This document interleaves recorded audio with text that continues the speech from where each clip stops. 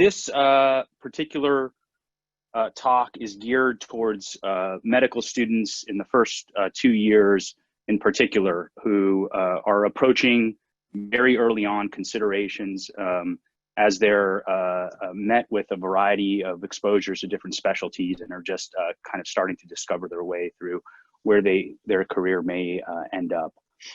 So a lot of you may be asking, of the 200 and something people on this, is neurosurgery the right specialty for you? And it's okay if you don't know that early in medical school. Many people don't know this for sure until they're on the wards and on their rotations and can get in the operating room. So this is a good question to be asking yourself. Here are some considerations. If you're on this Zoom call to begin with, you probably do have a love for neuroanatomy, neurophysiology, and the interactions of brain, mind, and behavior. That's what gets a lot of us to even consider neurosurgery in the first place. You may consider yourself a craftsperson and love using your hands and love fixing things. That may be a sign that you are a surgeon at heart. You need to discover if you love being in the operating room. And this is something that many people don't discover till their third year. And while neurosurgery or other surgical subspecialties may sound appealing, I think a good litmus test is to spend time in the operating room in your first couple of years, observing, maybe even scrubbing in and seeing if you really enjoy it as much as you think you might. You heard from Dr. Giannotta. How do you tolerate the long hours associated, especially with the residency program, the physical exertion and dealing with fatigue? Does the pace of the specialty and working with critically ill patients work with you? Does that suit you? And how will you deal with sometimes difficult outcomes that neurosurgeons face? How do your academic and research aspirations align with neurosurgery? We discover sometimes that people want to do a lot of research in the neurosciences, but that neurosurgery is just one pathway to get there and may not be the most efficient or optimal path to becoming a pure scientist. You have to ask yourself what else you love doing. And you've probably heard people say in the past, if you love doing anything else or any other subspecialties, you should really consider those because neurosurgery is a demanding specialty. And you have to ask yourself what your life goals are. How much vacation do you want and how much of a vocation or calling is this for you? And I love this quote from the founder of modern neurosurgery. If a doctor's life be not a divine vocation, then nothing is a vocation and nothing is divine, excuse me. So vacation and vocation seem to be at complete opposite poles of how we structure our lives. They don't have to be, and achieving balance is one of the main things we all try to achieve. We never really fully achieve it, and it's something that requires constant attention. It is possible in neurosurgery to have balance, to have a family, to do all the things you want to do. Doesn't mean residency is not a hard process. Question 2, you heard a lot about this. What does it take to match in neurosurgery? Well, you've heard on this last panel, and you'll hear throughout the day, you have to have a discipline and love for the craft. Obviously, you have to have the research, the experiences, and various leadership opportunities. You have to have board scores. You want to consider your social support system. You need mentorship. No one has become a neurosurgeon or physician without mentorship, and you need resilience and grit. So let's look at the actual data. You saw this particular slide. We're going to delve into this in a little more detail. This is available through the NRMP from 2018. You can look at the stats for matched versus unmatched medical students and what the mean number of continuous ranks are, 16 versus 8, the step 1 scores, a 10-point differential there, etc. Going all the way down the line, a benefit for AOA, slight benefit for having a PhD, etc. So this is all available to you. It's easy to find. This is a nice slide showing how your probability of matching is associated with the number of contiguous ranks you'll have, and you'll see that it starts to plateau right around the 17 to 19 range here. So this is an oft quoted statistic for guiding how many programs you may consider ranking. This just shows the bell curves of step 1 scores for matched and unmatched applicants, and obviously it's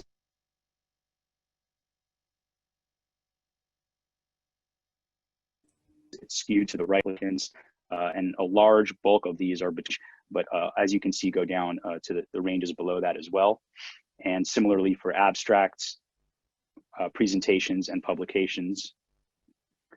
This shows the distribution of which programs U.S. seniors will rank in according to their preference. So half of applicants will match in their first ranked program, and you can see the additional distributions here. 16% go down below their fourth rank. So this is really interesting and maybe of interest to you. What do program directors care about? So program directors from most institutions were polled, and let's zoom in on this. And this may be surprising to you, but numbers 1 and 2, interactions with faculty and interpersonal skills. And that even supersedes the US MLE Step 1 scores. So the way you interact, the way you're a team player, and the amount of time that you have people perceiving they want to spend with you and teaching with you and working with you for the next 7 years is absolutely critical. And this just shows how important it is to always be a professional, be courteous. Every little detail matters: phone calls, interviews, dinners, rotations, second looks, etc. And every program has their own version of a veto if someone has a tendency to not behave according to these professional interpersonal skills. It's a very good litmus test of how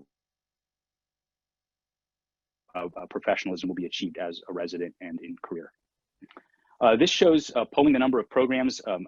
This is 28 programs here, and shows how many applications each one receives, around 215 on average, how many people they'll interview, down to about 36 or so, and then they'll rank 29 on average.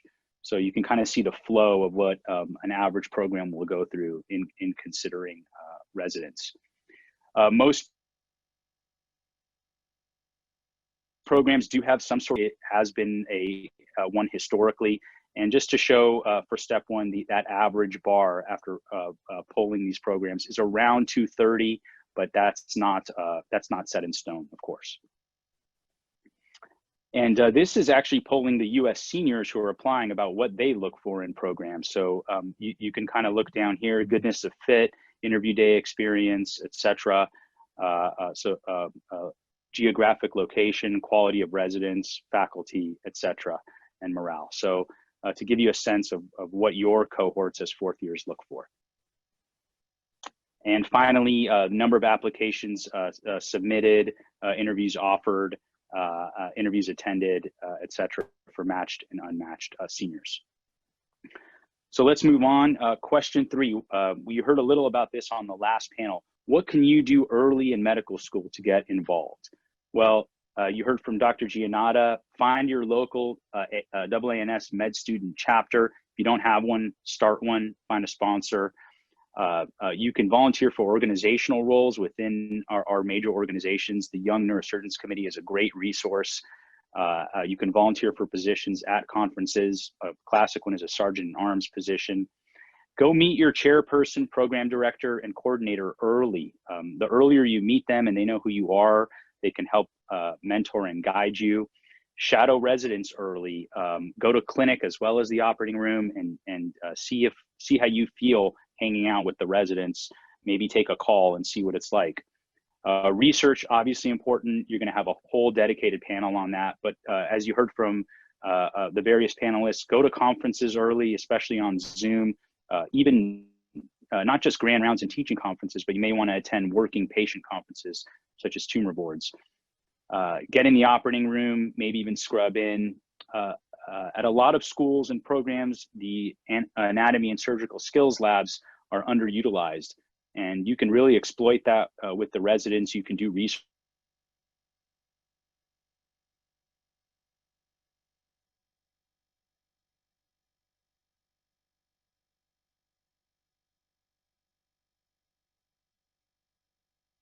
in the labs and anatomy. Later medical directors and chair persons like to see. So this is just an example of our fresh tissue lab. We run this every week with live cadavers where we perfuse them, and we have medical students who help with a lot of these projects. So it's a great resource. A lot of hands-on courses are free for medical students. So take advantage of these opportunities. I think most importantly is this slide. If I'm going to convey one thing to you, find mentors you want to emulate and emulate them. Our specialty is a craft. It's very much an apprenticeship. And so Dr. Weiss and Dr. Giannotti here have been instrumental to my career and mentorship. They can be med student, big sibs, resident mentors, scientists, neurosurgeons, etc.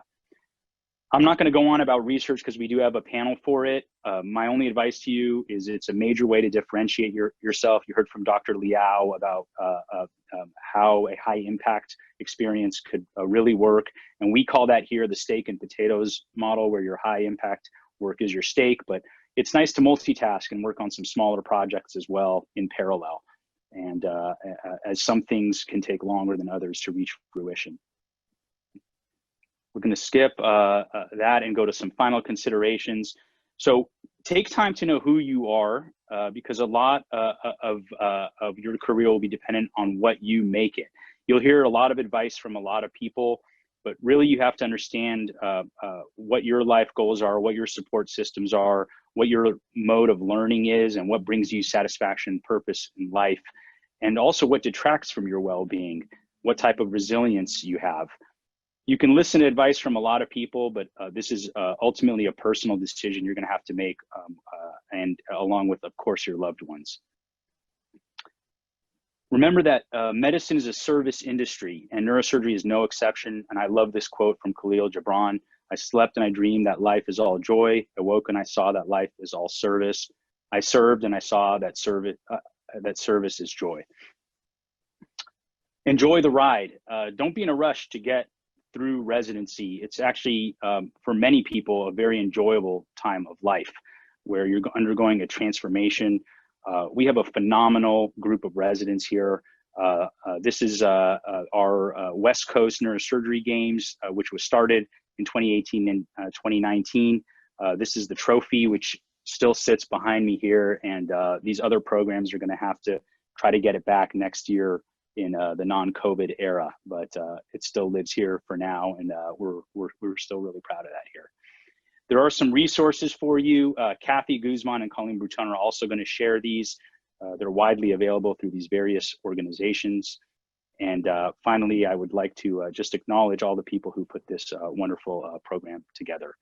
Feel free to reach out. My email address is listed there if you have any questions or any additional issues with mentorship I can be of service of. Thank you all for your attention. Have a great day. Enjoy. Hey everyone, Ryan Rad here from neurosurgerytraining.org. If you like that video, subscribe and donate to keep our content available for medical students across the world.